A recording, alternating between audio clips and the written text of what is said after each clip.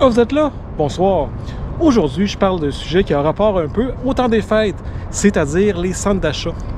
On me l'avait souvent proposé comme sujet et j'étais hésitant. Bon, c'est pas très beau architecturellement les centres d'achat et ça n'a aucune valeur historique, mais j'ai quand même trouvé 2-3 choses à dire intéressantes sur le sujet. Alors suivez-moi.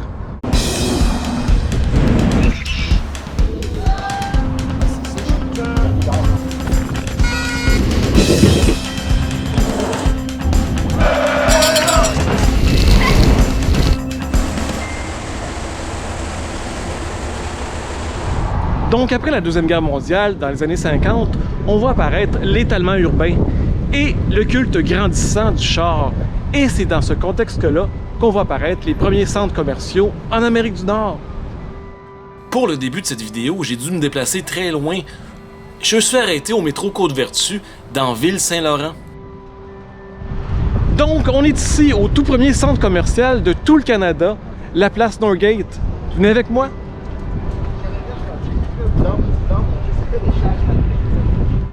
Les galeries Norgate ont ouvert en 1950. Elles comptaient une trentaine de boutiques à l'époque et on mettait l'emphase, bien sûr, sur le stationnement. Quoi d'autre? Comment on définit un centre commercial comparativement à une rue commerciale comme, mettons, la rue Saint-Hubert? Ben, disons que tous les commerces d'un centre commercial payent le loyer à la même place. Les galeries Norgate, c'est en fait un strip mall. Un centre commercial sans espace intérieur, souvent fait dans une forme de L, avec un grand stationnement, et tout à côté d'une grande avenue, ici sur le boulevard Côte-Vertu. On dirait que les galeries Norgate n'ont pas évolué du tout depuis les années 50. C'est vraiment laid en bébite. Il a fallu attendre en 1958 pour voir apparaître le premier centre commercial avec un intérieur. C'est le centre Rockland, qui a été ouvert par la famille Morgans des magasins du même nom. Le centre Rockland se veut un peu plus chic, parce qu'évidemment, c'est à Ville-Mont-Royal et que ses habitants ne se prennent pas pour un petit 7-Up flat. En 1962, on a construit la place Ville-Marie et on a vu apparaître le premier centre d'achat sous une grande tour à bureaux. Maintenant, c'est assez répandu. On a ça au Complexe des Jardins ou au Westmount Square, par exemple. Donc voilà pas mal tout ce que j'ai trouvé d'intéressant sur l'histoire des centres d'achat de la région de Montréal.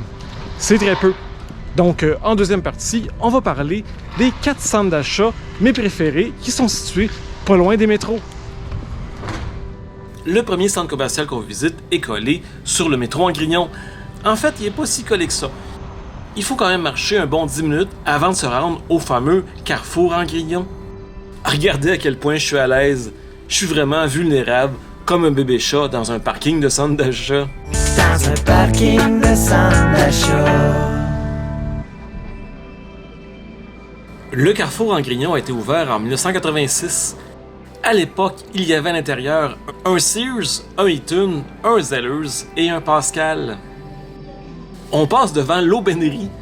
Hey, c'est pas un des anciens crottos, ça? Là où ma mère m'a habillé jusqu'à la fin de mon secondaire. Un magasin qui s'appelle The Children's Place. Il me semble que c'est un petit peu poussé l'élastique de la loi 101, ça. À mon avis, la plupart des centres d'achat, c'est 80% des magasins de linge ou de guenilles. Mais ce que j'aime du Carrefour Angrignon, c'est qu'il y a vraiment une très belle variété. On y retrouve des magasins d'électronique, des magasins de jeux vidéo. Il y a même un disquaire qui semble vendre une bonne variété de disques vinyles. Et aussi un magasin de jeux et de jouets, le Griffon. J'apprécie particulièrement les magasins de jouets. Ça va revenir souvent dans cette vidéo. Au Carrefour, il y a aussi un magasin Safari, comme au 10-30, pour pouvoir acheter des petits minous tristes. Il y a aussi des salles de cinéma. À mon souvenir, les salles de cinéma de centre d'achat sont toutes petites. En tout cas, ça serait à vérifier. Vous pouvez me l'écrire dans les commentaires. Je sais pas trop pourquoi il y a un bureau de change au Carrefour Angrignon. Est-ce que le Carrefour Angrignon est la destination quand on arrive à Dorval? Ce qui fait souvent la force d'un centre commercial, c'est son food court ou son aire de restauration en français. Celui du Carrefour Angrignon est assez basique, avec des fast-foods bien ordinaires. je suis quand même content d'être passé là pendant le temps des fêtes. Le carrefour est très bien décoré.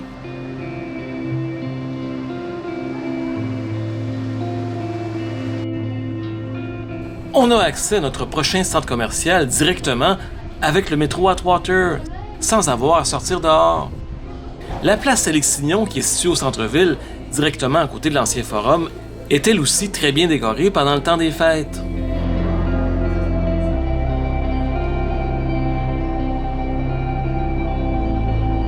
À l'entrée du métro, on remarque le fameux Canadian Tire.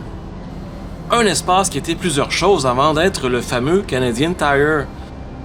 Ça a d'ailleurs commencé par être un Miracle Mart. Qui se souvient de cette boutique? On trouve vraiment de tout et n'importe quoi maintenant dans les Canadian Tire. Il y a aussi un IGA à la place Alexis-Signon. Mais vraiment, qui fait son épicerie dans un centre d'achat? Il y a aussi un Winners, qui est en emplacement du premier IKEA de Montréal qui a ouvert en 1982. Donc la place a été ouverte par l'homme d'affaires belge Alexis-Signon en 1967. Et j'imagine qu'à l'époque, les 2 étages supérieurs étaient plus occupés qu'aujourd'hui. Ça a l'air pas mal vide. L'aire de restauration de la place est vraiment intéressante. Il y a quelques restos qu'on trouve nulle part ailleurs et il y a surtout une très belle terrasse qui donne une très belle vue du collège Dawson, juste de l'autre bord de la rue.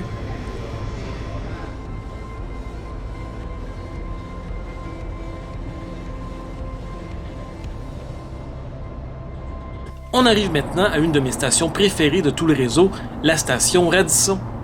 On se dirige comme ça vers la place Versailles. Il fut un temps où on voulait connecter directement la place Versailles au métro par un tunnel, mais ça s'est pas fait, alors je dois sortir dehors. La place Versailles a été ouverte en 1963. Et pourquoi ça s'appelle la place Versailles? C'est peut-être pour donner un petit côté luxueux en référence au château de Versailles. Ce qui est sûr, c'est que ce centre d'achat-là est très bien décoré. Il y a plusieurs œuvres d'art à l'intérieur, surtout autour des quelques fontaines qui ornent la place. À mon humble avis, pour des œuvres d'art entourées de McDo et de Winners, c'est quand même assez joli.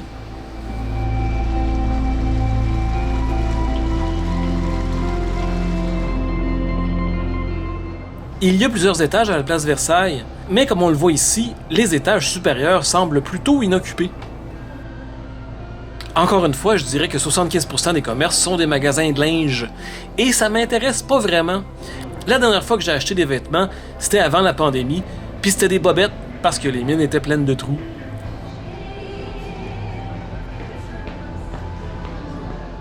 Tiens, encore un Children's Place. Bon, il y a d'autres sortes de commerces intéressants, comme ici un magasin d'instruments de musique, ou ici un autre Sunrise, la même chose qu'au Carrefour en Grignon. Vous pouvez y acheter des beaux disques vinyles de Noël. Il y a aussi un autre magasin de jouets Griffon à la place Versailles, où on peut acheter plein de Lego. Coudon, la place Versailles et le Carrefour en Grignon, ils ont toutes les mêmes boutiques?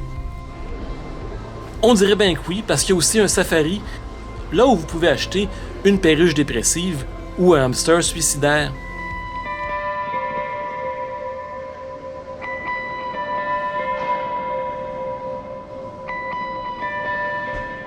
L'aire de restauration de la place Versailles est toute petite, mais il y a cette très belle fontaine qui amuse petits et grands.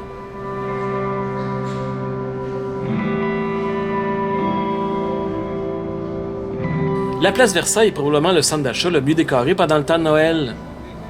Les enfants peuvent même y rencontrer le Père Noël en personne.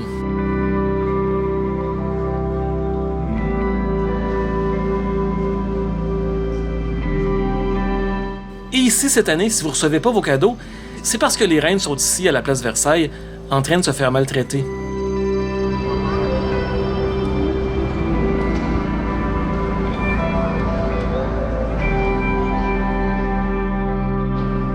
Mon centre d'achat préféré à côté d'un métro, c'est le Centre Eaton, qui est à côté du métro McGill.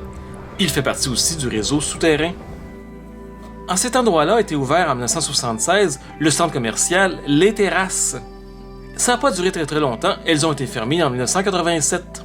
Les terrasses, mieux à tous les niveaux. Donc en 1990, on ouvre le Centre Eaton. qui est vraiment mon centre commercial préféré de tous les centres d'achat du Montréal souterrain. Pourquoi? Parce que le tour de jeu, un endroit où j'achète plusieurs sets de Lego.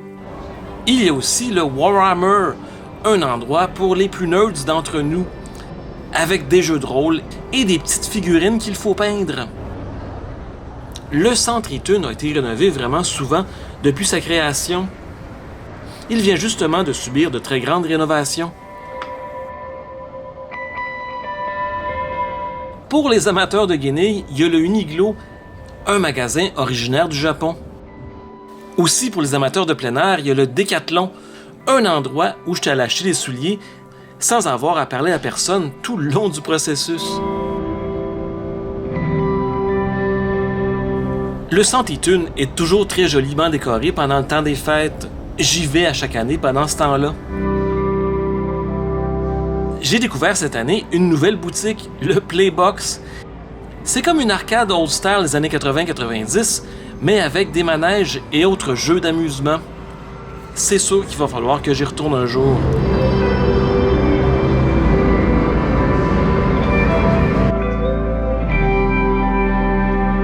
Le centre Eaton a une des plus grandes aires de restauration de toutes les centres d'achat de la région de Montréal.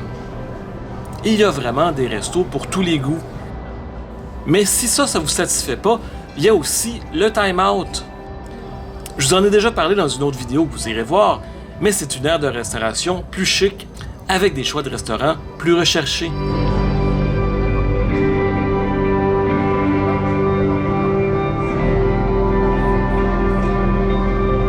J'espère que ça vous a plu. Si oui, comme d'habitude, un petit pouce en l'air en bas de la vidéo. Abonnez-vous si ce n'est pas encore déjà fait. Allez voir mon Patreon. Et là-dessus, on se dit joyeux Noël, bonne année, à très bientôt.